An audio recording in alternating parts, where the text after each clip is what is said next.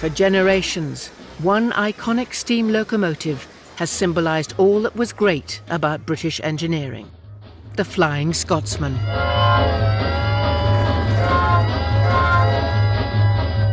Designed by one of Britain's most gifted railway designers and built by a team of skilled workers, the Flying Scotsman was a perfect example of British craftsmanship at its best.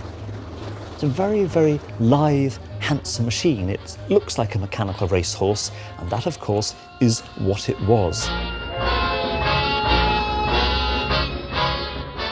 In an age when British engineering had so much to be proud of, the Flying Scotsman was a record breaker.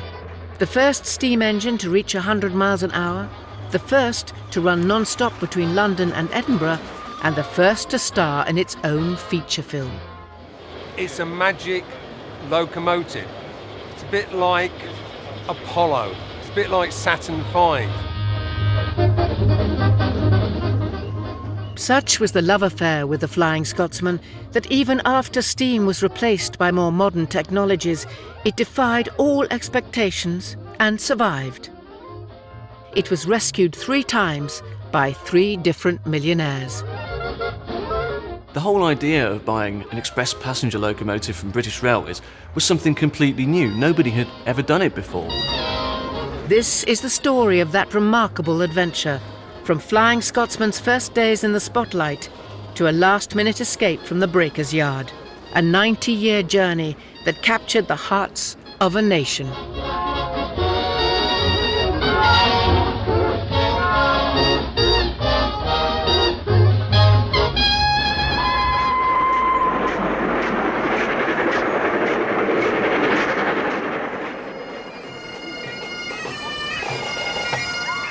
It's spring 2004, and the nation's favourite steam engine is coming home to the National Railway Museum. Crowds of well-wishers have turned out to celebrate. Yeah, when you got home, you were black and covered in soot. Oh yes, you were always... And muck in your eyes. And you could put your head out the window then, you see. And that's what you're rocking. Yes, you can't do that now, but you could smell the steam and the smoke. Can you smell that? And go over the bridge and get your knickers all black with soot. It took a massive public fundraising effort to save Flying Scotsman for the nation. More than 6,000 individual donations ranged from children's pocket money. If we don't give our pocket money, it might get sold to another country. To pensioners' postal orders and the deep pockets of Sir Richard Branson. They did it because the Flying Scotsman strikes a special chord with us. For lots of people, Flying Scotsman is a part of what makes them British. For many, it's simply part of the nation's DNA. And it's been like that from the beginning.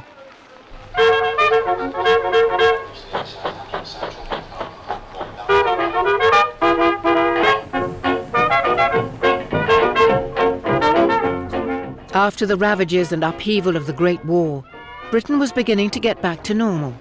People returned to work and began taking holidays once more.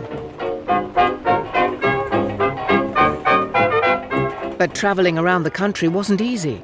The road network was poor and cars were still an expensive luxury. Most people used the train. Railways were booming after the First World War. Passenger traffic was extremely heavy, and the traffic, for example, that went from Edinburgh to King's Cross or King's Cross to Edinburgh up the East Coast Main Line was enormous and growing. But the railways themselves were in a mess. Lack of investment during the war meant that most of the 120 different companies ran at a loss. In 1921, the government decided to reorganise them into just 4 groups. The Big Four set about showcasing the best of what they had. The railways realised very early on in their history that they could make what might to some people seem quite an unattractive journey much more attractive by giving it an evocative name, and by the 1920s this had really reached a fine art. The Great Western Railway had its Cornish Riviera, the London and Midland Scottish had its Royal Scot, the Southern Railway had the Golden Arrow, but the most famous, the most evocative of all was the London and North Eastern Railway's Flying Scotsman. The London North East Railway began operating 6,500 miles of track on January the 1st, 1923. Its chief mechanical engineer was a young locomotive designer, Nigel Gresley. The son of a vicar, he was educated at the exclusive Marlborough College, and he began his career as a premium apprentice in the enormous engineering works in Crewe. Just 43 when he took over the reins at the LNER, he became responsible for almost 8,000 locomotives, ranging from small shunting engines to powerful expresses. However, the LNER board thought none were powerful enough to pull the increasingly long and heavy trains on the London to Edinburgh route. Gresley planned to solve the problem by designing a new class of super locomotive. They would be bigger and more powerful than any locomotive ever seen in Britain. And they would be built here at the LNER's main railway engineering works in Doncaster. In the 1920s, more than 4,500 people worked on this site. And Doncaster wasn't unusual. Britain was still a world leader in heavy engineering. Towns like Derby, Swindon and Crewe were dominated by massive railway engineering works. They all employed thousands of skilled men. Peter Tuffrey has spent years researching the world of the Doncaster plant works. There would be lots of locomotives all lined up here, all waiting to go into the Crimsall repair shop for what was called heavy general repairs. They would come out and they would go into the paint shop here and they would be painted, lined, and they would look new and pristine and go out onto the main line to do their work. Most of the original plant works have been demolished, but the erecting shop is still here. Used these days to repair engines. In the 1920s, it's where they assembled them. The LNER, like the other railway companies, was proud of its engineering tradition and employed a full-time photographer here. What a great job it must have been, coming every day to photograph locomotives. Sort of job I would have liked that. You would always recognise the foreman because he would be generally a portly sort of guy with a bowler hat. And all the workers would be wearing flat caps and he would be watching you. And one thing that does shock me is how young some of the workers are. They would be 13 and 14 perhaps. That's quite alarming for us today, I think, considering the dangers that you would find in working conditions here.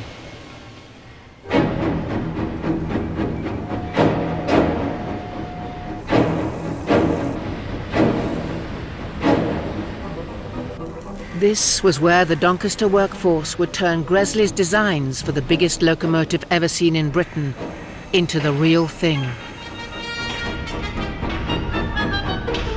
The workforce included every engineering skill imaginable. There were blacksmiths, fitters, boilermakers, and every component was made in the plant. The atmosphere would have been charged with heat, sweat, and noise. It really was a hell up. The noise in the boiler shop and the Crimsall repair shop is fantastic, which is probably one reason why I'm deaf today. When he began work as a premium apprentice in Doncaster, Peter Townend was just 16. Everything came in as the sort of raw material for a locomotive, forged and cast. You got people heating up rivets and putting them through holes and bashing them.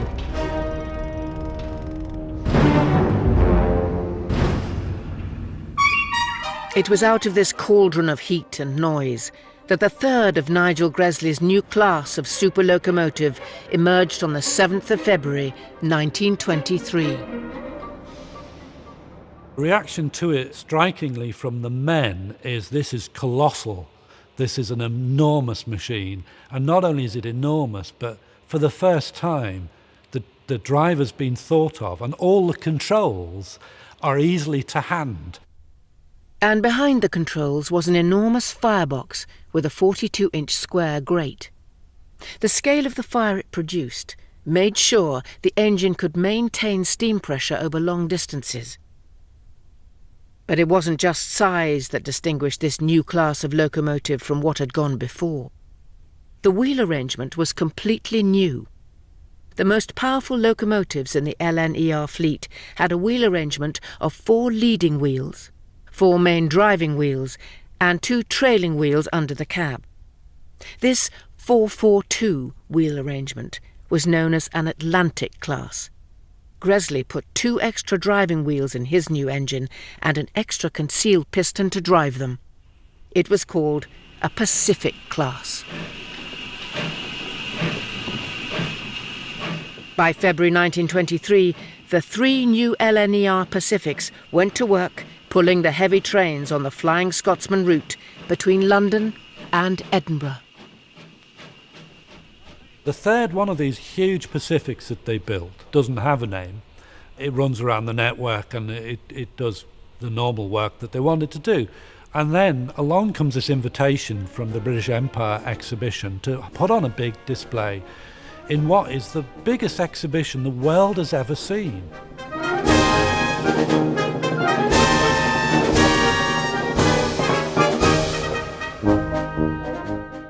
The site of the exhibition in North London was massive.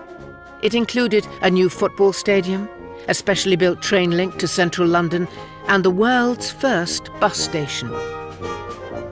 56 countries of the empire were represented, and it was opened by King George V on the 23rd of April, 1924.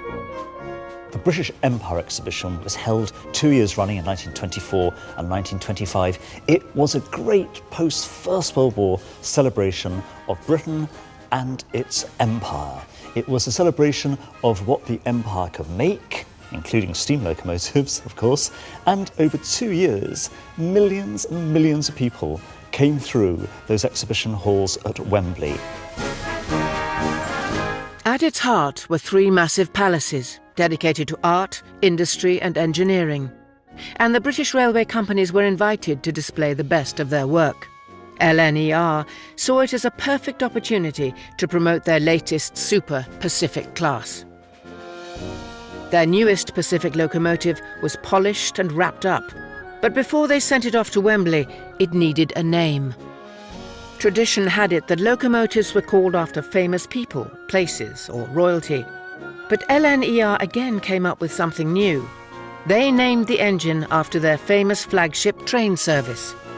They named the locomotive Flying Scotsman. It goes to the Empire exhibition, and not only have you got this loco that looks colossal in British terms, but it's got the name on the side, Flying Scotsman. And really, a legend is born at that moment. The exhibition had 27 million visitors over the course of its 2 years, and Flying Scotsman was the star of the show. The stroke of genius in its naming and the huge exposure it received at Wembley were the first steps on a journey to celebrity status.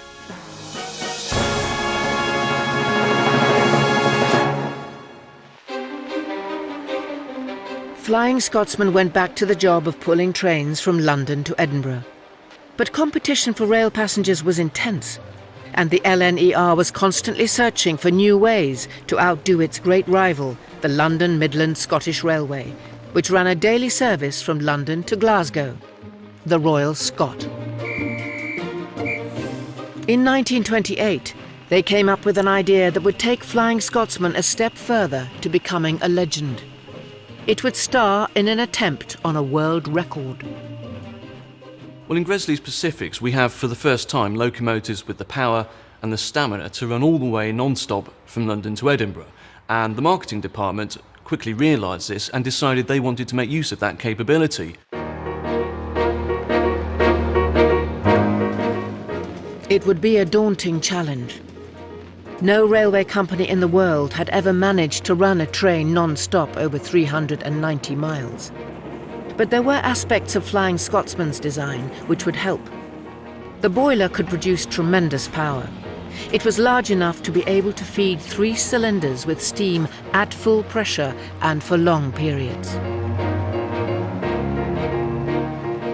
The limitations weren't technical. The locomotives could carry enough coal, they could pick up water en route. The problem was that to ask a driver and fireman to run that locomotive all the way from London to Edinburgh was pushing the limits of human endurance if it wasn't downright dangerous.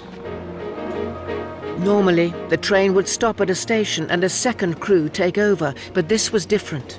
Because the journey was going to be non-stop, a second crew would need to be on the train from the outset.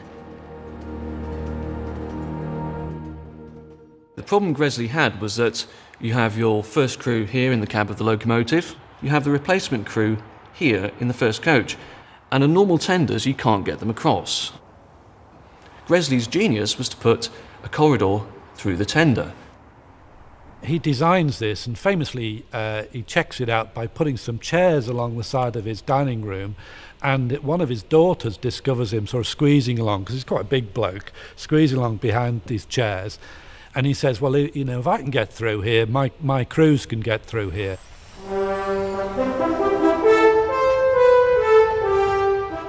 In great secrecy, Doncaster Works built a corridor tender, and on May the 1st, Flying Scotsman sallied forth from King's Cross on her way to Edinburgh.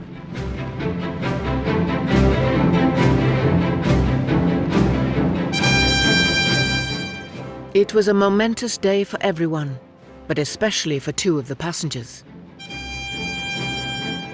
Well, I met my wife for the very first time on this Flying Scotsman train on the 1st of May 1928.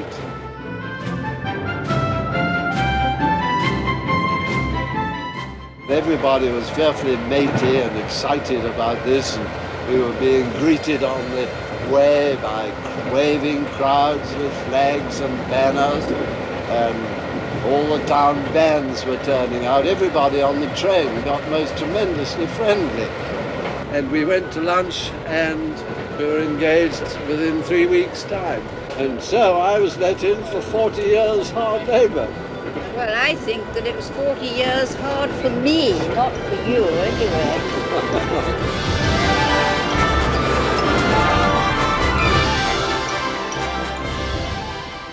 To run non-stop from London to Edinburgh, it's a massive piece of coordination. There's over 200 signal boxes en route.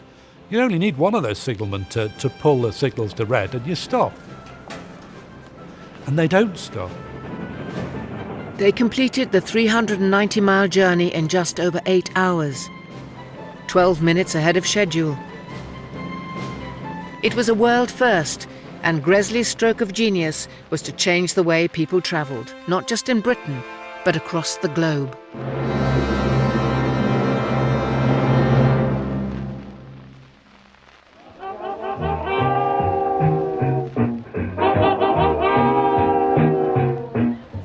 The non-stop run had been a huge triumph for Flying Scotsman. It had its first world record, and its reputation was growing.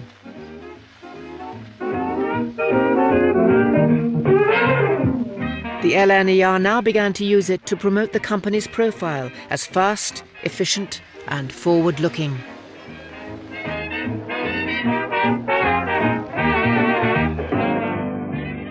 The man behind the strategy was the head of advertising, Cecil Dandridge. He took up his post in 1928 and set about creating a distinctly modern identity for the company. One of the first things Dandridge did when he got his new job as advertising manager was to look out for a new typeface for the LNER. Because type really can suggest a very old-fashioned or a very modern organisation, depending on what the type looks like, whether it's serif or sans serif, or curly or straight, Victorian or modern. Dandridge went for the modern. He chose a revolutionary typeface, Gill Sans, from one of the most extraordinary designers of the interwar years, Eric Gill. Gill had first used his typeface on a friend's bookshop in Bristol. LNER took the new style to new heights. I think LNER were making a very bold decision in taking up Eric Gill's very modern typeface, the sans serif. It was like nothing that had been seen before. He was a very strange mixture of the religious and the controversial. He was a risk-taker. He was mad on sex, as one of his friends described him. And by the time that LNER were commissioning Gill, he was pretty notorious in the public domain. Eric Gill's type was so cool, so modern, so clean, so crisp, so dynamic, that Dandridge thought that's the image for a fast railway. It went on its posters, it went on its timetables, it went on its locomotives, it went on its station name boards, and it looked terrific. Dandridge commissioned superb modern posters, artists like Tom Purvis, Fred Taylor, Frank Newbold. These were some of the great poster artists of the 1930s. And if you look at the posters today, the combination of these really clear graphic images celebrating East Coast holiday resorts or the Flying Scotsman train, combined with Gill's sand lettering, gosh, they look modern even today.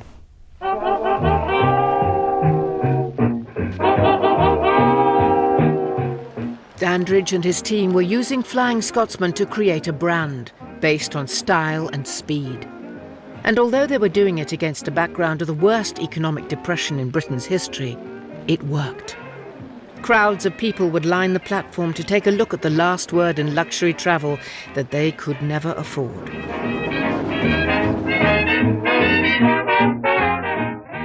It was glamour, style, service. Cocktail bars, cinema, coaches showing newsreels, hairdressers.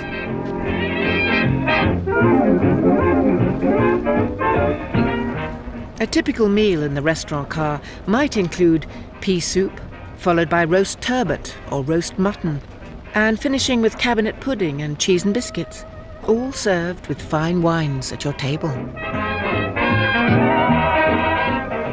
All this happened on the Flying Scotsman train itself.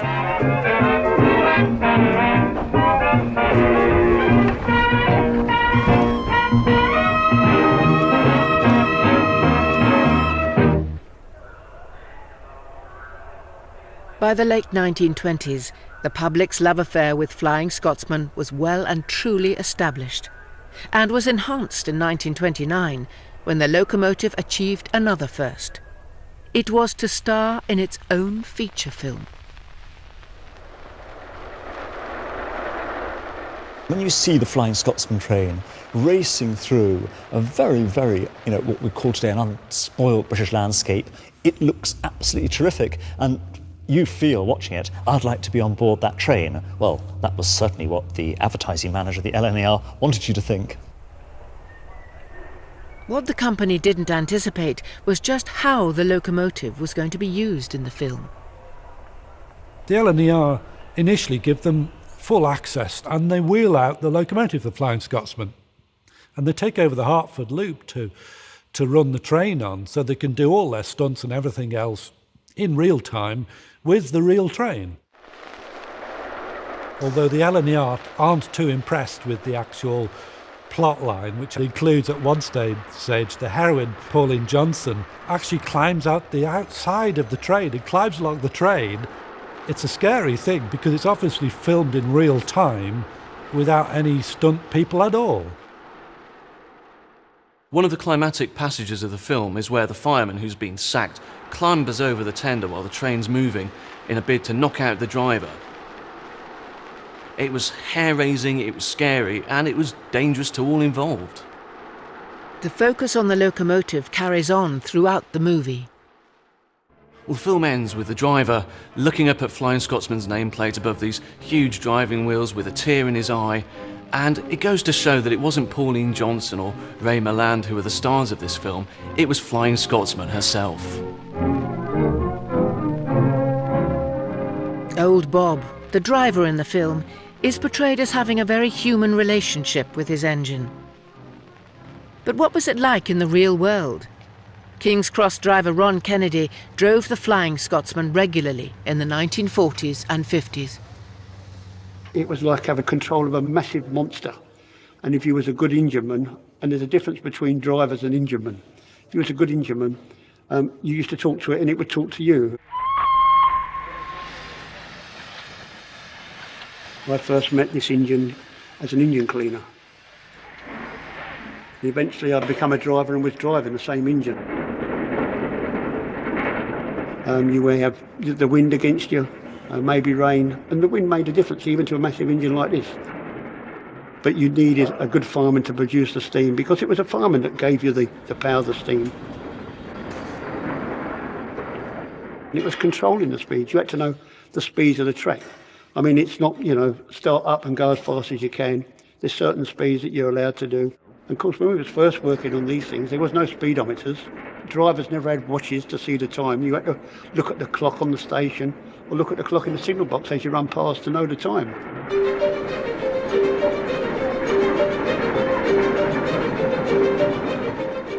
Speed had always been part of the LNER brand, and in 1934, speed was at the heart of Nigel Gresley's plan to use Flying Scotsman for the company's most audacious publicity coup to date. An attempt on another world record, to run at 100 miles an hour. Because locomotives weren't fitted with speedometers, Gresley coupled a dynamometer car to the train. The driver on that journey was a man called Bill Sparshott. Sparshott apparently said when they left King's Cross Station, there were bystanders there, and he said, "If we hit anything today, we'll hit it hard."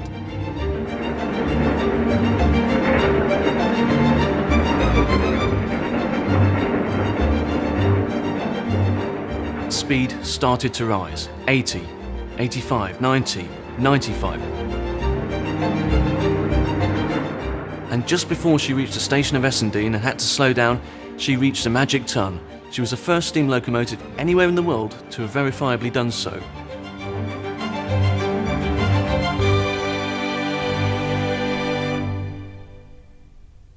The driver and fireman arrived at King's Cross to a celebrity welcome. Dandridge made sure the press were on hand to record yet another remarkable achievement. It made the front page of the newspapers. The nation was reading about Flying Scotsman, and the nation was captivated. Everyone, young as well as old, wanted to be part of the story. If you're thinking trains and you don't know everything about model railways, Flying Scotsman rings a bell. I've heard about that. That's the set I want, Daddy. It's a magic locomotive. It's a bit like Apollo. It's a bit like Saturn V. In those days, it was fast travel. In the 20s, there were very few people who actually went further than the town that was next to their village. So going up to Scotland was like going to another world, another universe, quite frankly. Flying Scotsman represented that, so they were able to have a little bit of that sort of travel in their own home with a model.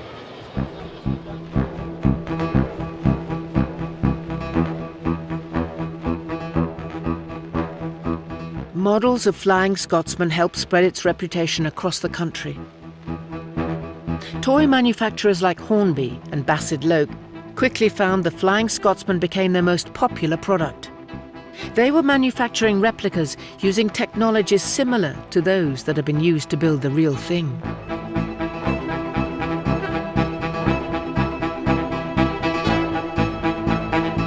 The name Flying Scotsman was everywhere. In just 11 years, it had become a national celebrity.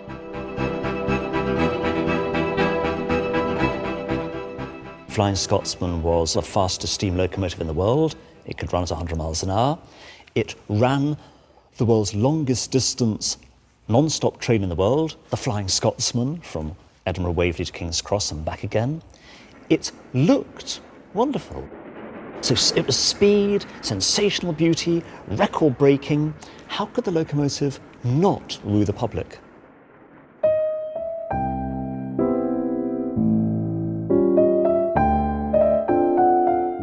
But celebrity status is nothing if not fickle.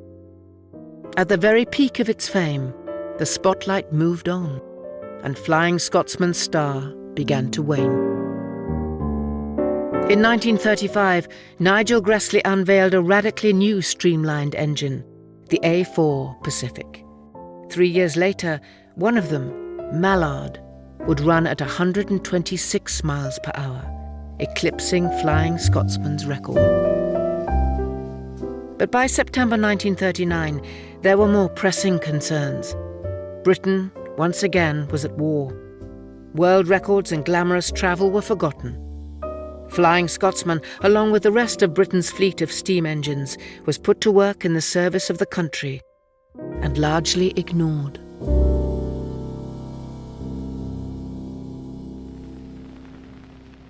The demands of war put severe strains on the railways, leaving them completely run down. And in 1948, they were nationalised. The LNER disappeared, and Flying Scotsman acquired a new owner, British Rail, and a new number. Then, as Britain moved into the 50s, an economic boom put money into people's pockets, and consumer spending began to change the way they lived. Changes in travel were part of the revolution. The railways faced a new and potentially lethal competitor.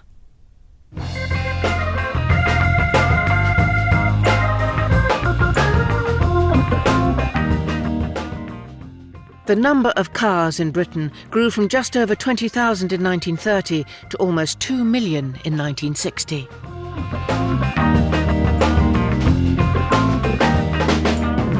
(1959) was a key year.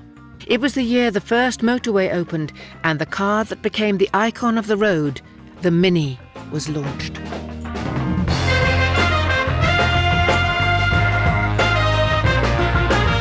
The road offered a freedom that the railway couldn't match.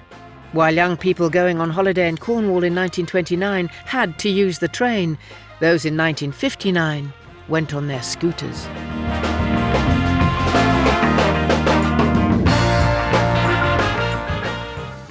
The consequences for Britain's railways were enormous. They began to lose passengers and freight. Financial losses mounted. If they were going to survive, they would need to modernise. And in 1955, they published a modernisation plan. Steam would go.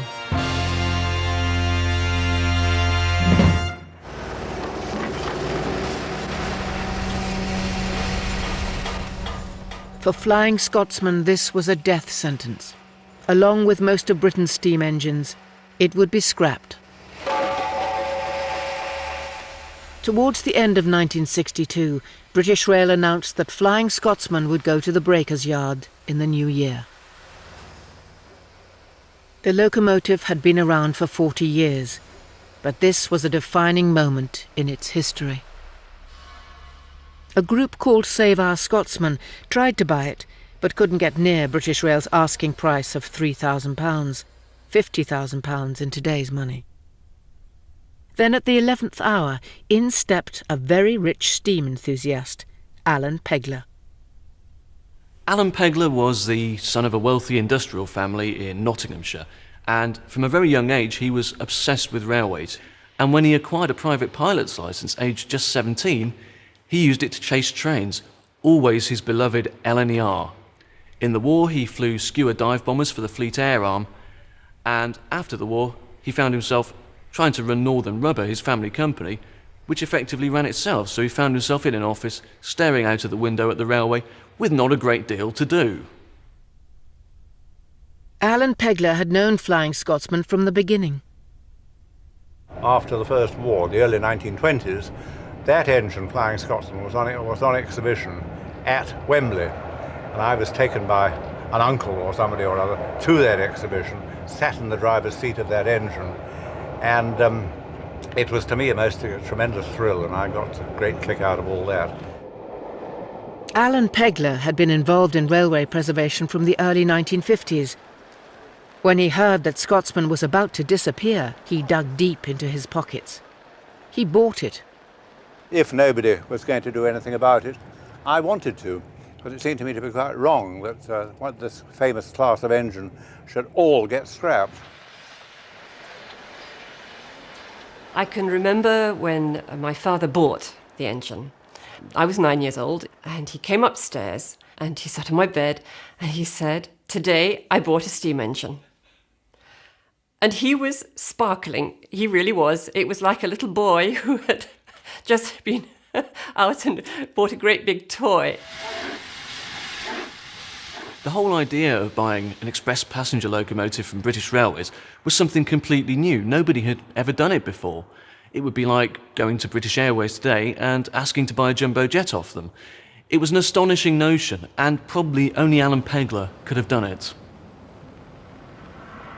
It was January 1963. In 40 years of service, the nation's favourite locomotive had covered millions of miles pulling an express passenger train, achieved 2 world records, and by the skin of its teeth survived the breaker's yard. Waving it on to the next stage of its career, the crowds must have wondered what Alan Pegler had planned for it. He planned to rebuild the legend of the Scotsman. He began by taking it back to Doncaster and restoring it to its LNER livery. The locomotive went into a shed at the old plant works and emerged 3 weeks later transformed, with its original apple green coat and its old number, 4472. Then he commissioned its portrait. Flying Scotsman is having her portrait painted by Terence Cuneo. This is just a sketch for the oil painting, and Terence Cuneo works from that back in his studio. Looks terrific, doesn't she? She did. This TV programme, narrated by Johnny Morris, one of the 60s most popular voices, showed that Pegler had inherited all the LNER skills in keeping Flying Scotsman in the public eye. He had an agreement with British Rail that gave Flying Scotsman unique access to the rail network. From 1963 until 1968, he used the agreement to the full. Well, very nice to be in on time and greeted by such a good crowd. There is nothing at all in the world like riding on a steam locomotive at speed. I think anybody who's been lucky enough to do it would admit that. He started to send the locomotive on rail tours all over the country, and in doing so he brought Flying Scotsman to an entirely new audience of people who'd never seen it before. Crowds thronged the line side. People put pennies on the rails for Flying Scotsman to crush. Everyone wanted a memento, everyone wanted to see it. I say, just look at the crowd. It's a bit embarrassing, isn't it, to be gawped at so early in the day? Come on, let's push on and make way for that ordinary-looking thing that's rattling up behind. All right, we're moving. There's something almost wonderfully comic about Flying Scotsman running on British Railways in the 60s. This engine brought back to its 1920s condition, and it's like, it's like a snub to the Beeching era management, who really were white heat of technology merchants. Flying Scotsman simply defied that, and matters were made worse for the management of British Railways because Flying Scotsman was so popular. You know, you can't turn engines round like you used to. Can't you? No. Turntables are dying out. Oh, because these diesel things can be driven from either end. They don't need to be turned round. Exactly. You know, all the fun is going out of life. I mean, this is one of the railway's best bits of theatre. It's better than the revolving stage at the London Palladium.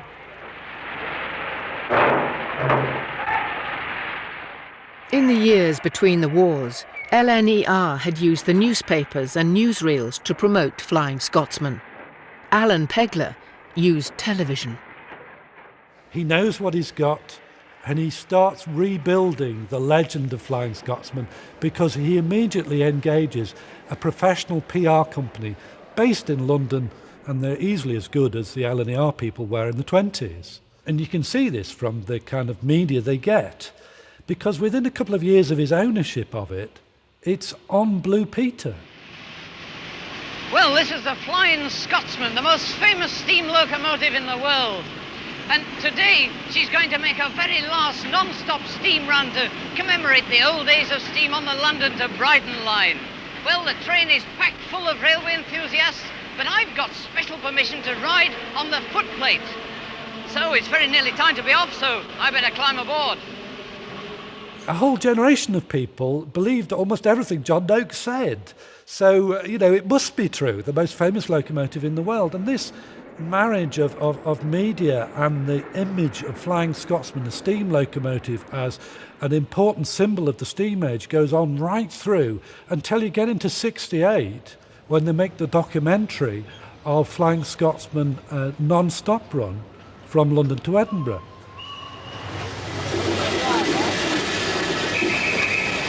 Right away.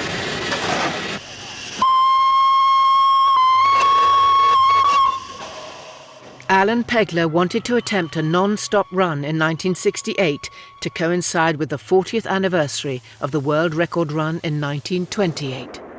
It was going to be a national event. Large crowds were expected on the trackside, and the BBC responded to the nation's enduring love affair with the Scotsman by making a documentary about the attempt. They used 7 camera crews, including 2 helicopters, to shoot the programme. The role of the BBC, I think, was pretty consistent from the moment when steam locomotives were really finally under threat. Before then, there were quite a lot of films made with the BBC saying, well, it's the end of these old timers and the new world has to come. It was that sort of idea in the 50s and into the 60s. Then when the steam locomotive was finally going, the tone changes, and a sense of not just nostalgia, a sense that something very, very beautiful was about to slip past all our fingers. Well, I spent 47 years on the railways. Yes. And it's a big change from my days to what it is today. And that's what I've come for today, because I think I'm approaching 80. And I think it'll be last time I shall see a steam engine.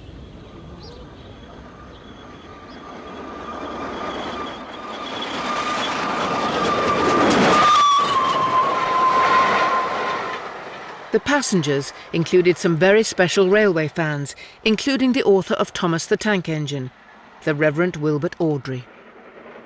I had a railway background, and quite naturally the interest transferred itself to my son, and when he was ill with measles at the age of 3, it was most natural for me to tell him stories about trains. And he said, "Daddy, what was the engine, what are the engine's names?" That's the way. And I invented names on the spur of the moment: Edward, Gordon, Henry. And so there it was. Just like the Reverend's books, the BBC film was capturing a world that enthralled the public. But it was a world that was disappearing. No one was even sure that Flying Scotsman would make it to Edinburgh. I did it then simply because I had a feeling that it would be impossible to do it if I left it another 10 years to try and do it on the 50th anniversary. And my goodness me, I was right, because there were, at the time we did it in 1968, there were 3 sets of water troughs left between London and Edinburgh. Water troughs along sections of the track were used to scoop up supplies on the move, but they were fast being dismantled. Well, this is the highly dodgy situation that I hoped we were not going to find ourselves in, that we are now in. We've had 2 rather poor pickups of water and only 1 good one out of 3. And it's really a question now as to whether to take the water that we have got laid on in reserve at Berwick-on-Tweed, or whether to take a calculated risk, I suppose is the term, and carry on beyond the point of no return and try and make Edinburgh. You are aware, presumably, that there are 1,800 pints of beer on board? Well, that would be a great help, of course, a great comfort. that we might be very glad of that. I'm glad you mentioned that. And I think she'd probably run very well on light ale. In the event, they didn't need the beer. Alan Pegler's calculated risk paid off, and Flying Scotsman pulled into Edinburgh in under 8 hours, a record for steam. When the programme was transmitted in August 1968, the day the very last steam train ran on the network, millions watched. The nation was spellbound. 1968 proved to be a crucial year in the story of Flying Scotsman. Alan Pegler had saved the engine, and with the media in his wake, he'd had a ball taking it around the country. As long as he'd been able to run on the network, he had been able to make money from rail tours. But the agreement with British Rail was about to end. They wanted all steam off the network, including Flying Scotsman. He reasoned that if Flying Scotsman couldn't make money in Britain, he'd take it somewhere it could. He took it to America.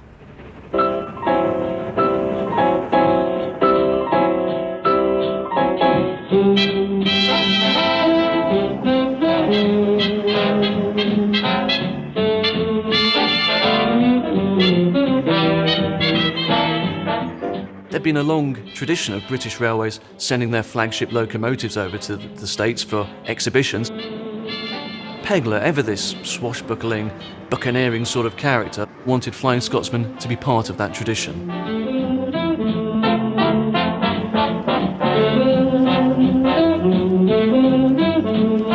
He planned a 3-month tour around the East Coast states and won official support. The government and British exporters were more than happy to have this iconic locomotive showcase the best of British industry. There were some big names on this tour. Lloyds Bank, BP, Pretty Polly Tights, the Royal Shakespeare Company. The brewer Watney's converted an old observation car into a mobile tavern called the Fireman's Rest. It was almost like a travelling circus, complete with a bevy of mini-skirted, glamorous girls, and Alan Pegler acting as ringmaster.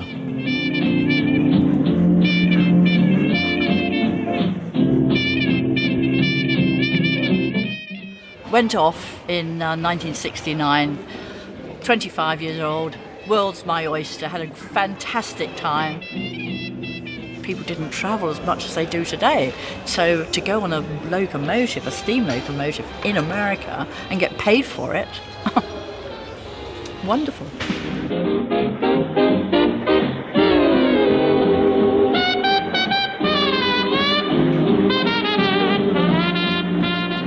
We started off in Boston, Hartford, went right down to Washington.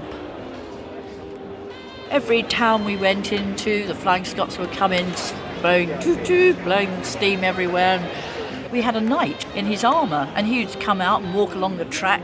We'd just all march behind him, all in our kilts and our red jumpers and our tam-o'-shans. And it was just like a carnival coming to town.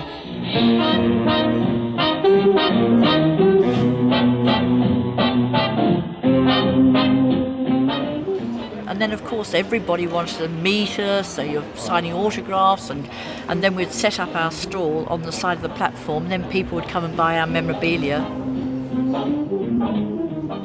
The people that came to meet the train, I mean, we used to have hundreds of people, hundreds. You'd never believe how many people actually came to see this locomotive.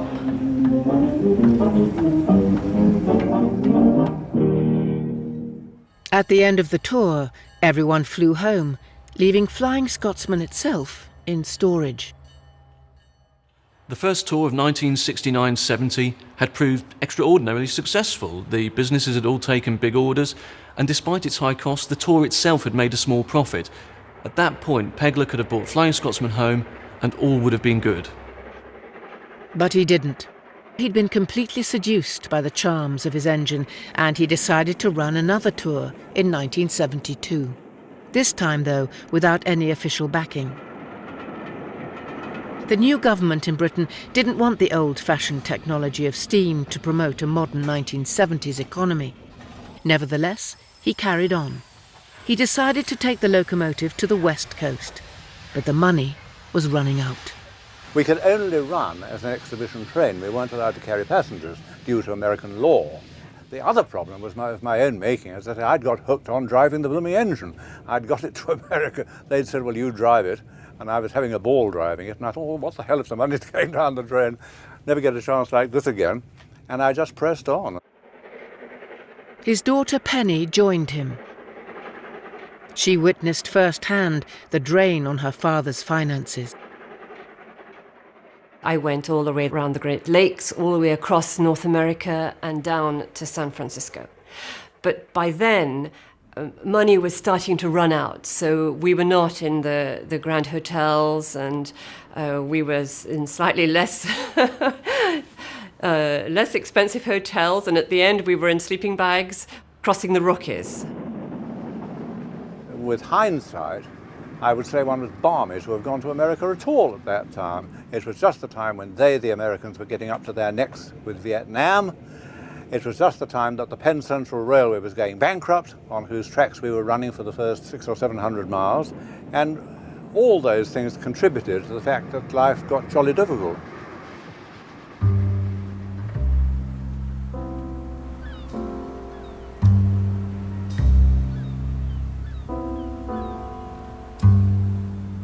For Alan Pegler and his family, the consequences were devastating. In late 1972, he was forced to file for bankruptcy.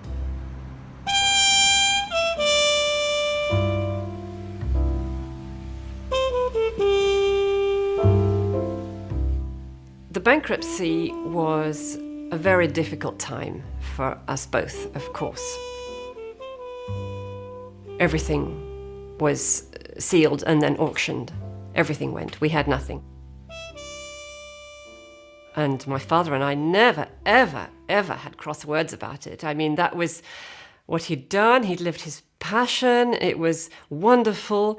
I'd had a fantastic time. We had wonderful, wonderful memories. He'd saved this incredible engine.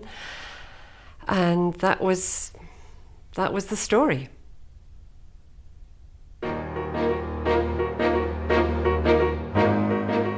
Alan Pegler knew how very expensive Flying Scotsman was to maintain. Over the next 30 years, 2 more millionaire owners would discover the same painful lesson. There was serious concern amongst people in Britain that Flying Scotsman might never return, but would be seized by Alan Pegler's creditors. It was saved by another wealthy railway enthusiast, William McAlpine. He acted quickly. Helped by the US tour manager George Hinchcliffe, McAlpine paid off the creditors, and by February 1973, he'd got it back to Liverpool. My thinking was that if so many people in this country loved her, that the thing must be able to earn enough money to keep itself. He ran it for more than 20 years, but was acutely aware of the cost of its overhauls.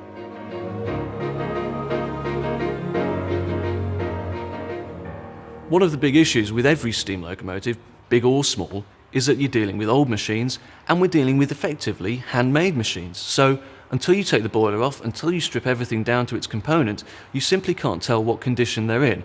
And with the boiler in particular, if there is a problem, putting it right is a ferociously expensive business.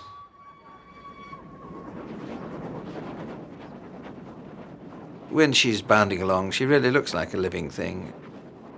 It is poetry in motion, but she brought responsibilities, you know. I mean, there was always something to spend money on. I'd overhauled her at least twice, and so on. And when you think you've done it, suddenly, oh well, she needs this and she needs that, and so on. And what she needed in 1996 was another major overhaul. Sir William decided he'd had enough, and Flying Scotsman was on the market once more. It was bought by another millionaire, Dr. Tony Marchington, for £1.45 million. Then the bills for its restoration started to roll in. It got a lot darker before it started to get light. Certainly when this restoration cost started to head to $500,000, then beyond $500,000, 600,000, and then you thought to yourself, where the devil is this going to end? But there's no way out but up, because you can't decide in the middle of restoring a steam locomotive, oh, I've had enough of this, because what you've actually got is worth a lot less than when you started. Not until you get it back in one piece again do you actually see the capital value materialise again.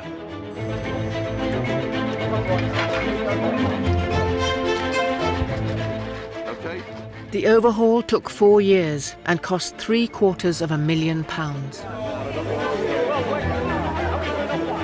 It made money for 4 years until Flying Scotsman Enterprises went into receivership in 2003. Tony Marchington became the third millionaire to have run into financial trouble while owning Flying Scotsman. The locomotive was put up for sale once more. This time, the National Railway Museum stepped in. At that moment they're going to sell it. The National Railway Museum decides, actually, we should buy it. And the reason we should buy it is because everybody thinks we own it anyway.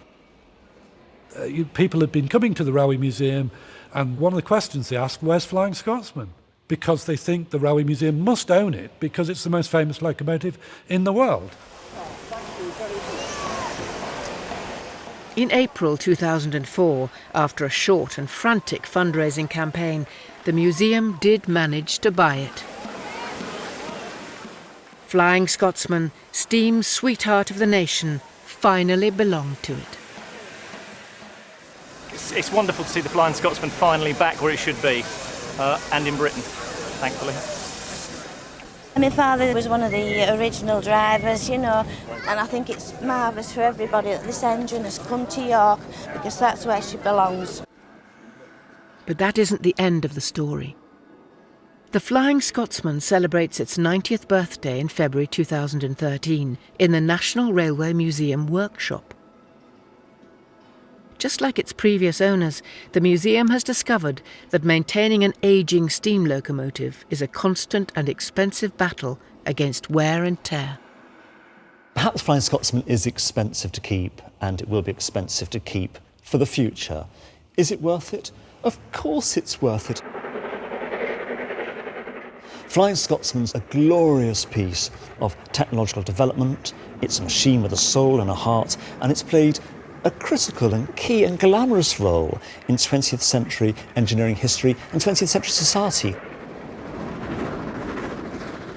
In her appearance, in her spectacle, in her sound, Flying Scotsman epitomises the gloss and the glamour and the spirit of the steam age like nothing else.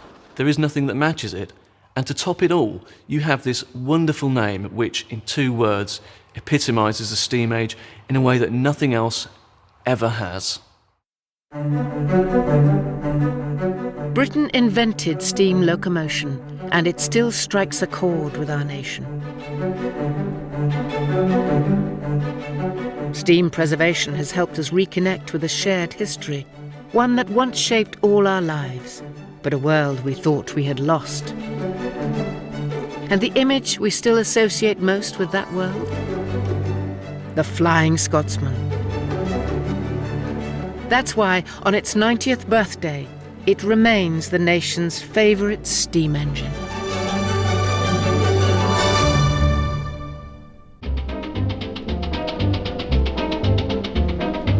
I get blue when I hear the wheeze of the choo-choo. I want you to go too with me on the choo-choo. Forget cares and let go of your troubles and blues. Let's be gay on our way, let's get on the choo-choo.